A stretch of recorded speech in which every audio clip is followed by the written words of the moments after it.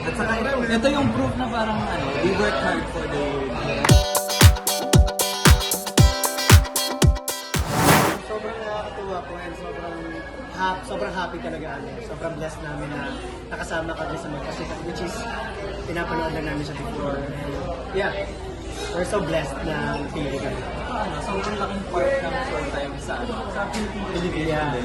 And sobrang saya din na for their 60th anniversary ng mga performances. Nakasama nga kami this time. Tsaka syempre, di ba guys, ang sarap mag-perform kasi dami rin na kasama ng mga people. Grabe energy. Grabe yung masahan ng energy kaya. Enjoy na kami. Actually, bukod sa syempre mag-suspend kami ng Christmas with our family. Pero habang hindi pa kami dito Christmas break, tuloy-tuloy pa rin kami sa preparations para sa album namin next year, January.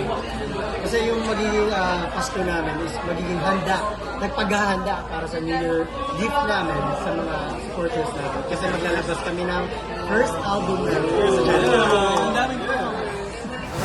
Pinaka-memorable blessing para sa amin is yung nag-debut kami as a group. Yun talaga yung pinaka-tumatak sa amin. Naging core memory na. Yung nagsimula din.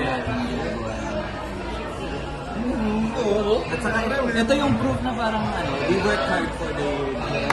Thank you po kasi may mga tapos mga issues make us feel we're ready.